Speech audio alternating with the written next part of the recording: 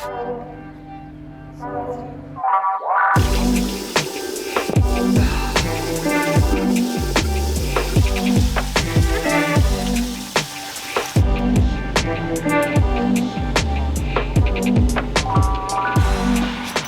is up, gang? Uncle Trav coming to you from the Lipscomb area of Nashville today, where we are doing a liner replacement on a water feature that we didn't build.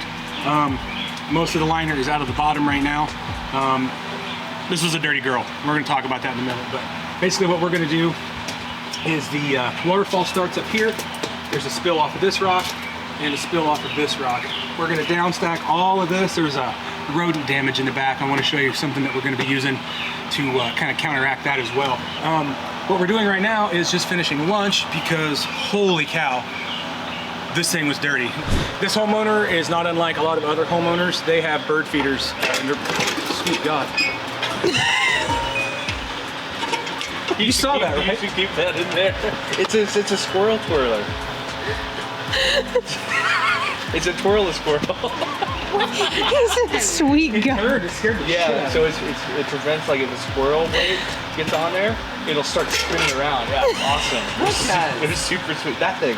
This is clearly the second take of this, but I was talking about this homeowner having what I now know are squirrel-proof bird feeders that spin when you touch them. Didn't know that earlier, but I'm gonna touch it here now. A lot of homeowners like to have bird feeders, way less sophisticated than this in their backyard, which is great. It brings birds to the water feature. It also brings chipmunks and squirrels. What happens in that case is usually the squirrels will stay in the trees, but the chipmunks, they'll get into the rock work and their teeth are constantly growing. So they have to constantly be chewing on something. Well, they find the liner, which they love because it's nice and soft and it lets them chew, but it puts holes in the liner. So what we're gonna do here is we're gonna install some concrete cloth, and I'll show you what that looks like. This stuff is awesome. Also heavy. So this is on a roll, just like our underlayment. What it is, it's a woven fabric that's got concrete mixed in with it, concrete dust. It's pliant, foldable, you can cut it with a knife. I mean, it destroys a blade pretty quickly, but what we're gonna do is we're gonna lay this in just like we would underlayment or liner, and then put our underlayment and then liner on top of it. Cool thing about this stuff is, like I said, it's workable, pliant. I mean, a couple people can carry it right now, but you can spray it and get it wet, or we just like to let it suck up groundwater. This stuff hardens and turns into a nice thin sheet of concrete that they cannot chew through. And then thusly protects the liner from any rodent from chewing on it going forward.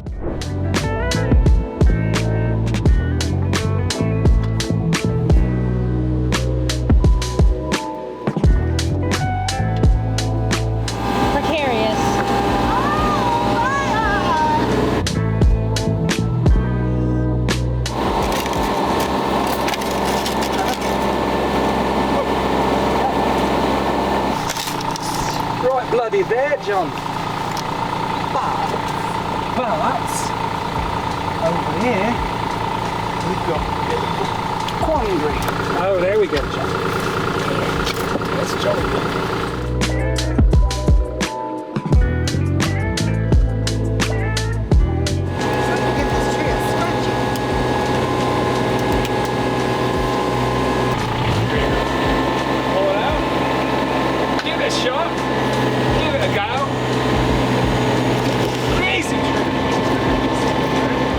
Curl his shovel toward him.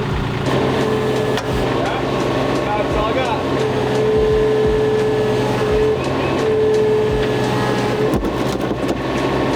Look at that, it's my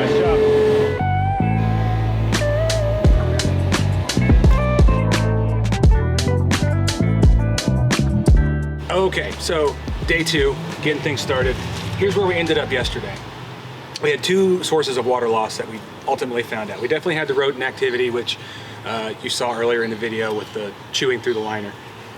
We also have this beautiful Japanese maple that the homeowner told me is about 20 years old. It has grown into the liner itself down over the top of the liner and was literally part of the rock work. If Montana comes in with the machine and pulls this part of the waterfall out, it's best case scenario, it's going to remove half of the root system. Rule of thumb is you don't want to remove any more than a third. So do that math real quick. Removing half of the root system on a 20-year-old tree probably not gonna do good things for it, especially going into the hot part of the year right now here at the first of the spring. So what we're gonna do is we're just gonna make sure these rocks are shored up. I spoke with the homeowner because we're gonna have to change a little bit of the layout. We'll probably have the same flat stack going up, but they'll be smaller, different rocks because we need to accommodate for this. But we can't leave these roots exposed to air either. So what we're gonna do is a little different than what we had planned, but we're gonna get our liner and concrete cloth in here. As we stack up, we're gonna have to flip our liner back and we're gonna have to backfill this and make sure these pockets get filled in so that this is nice and stable back here. And then this is literally just gonna get buried and just left in here because I don't want to kill this tree and the homeowner doesn't want me to kill this tree. So, curveballs, we run into them all the time. Just gotta work around it.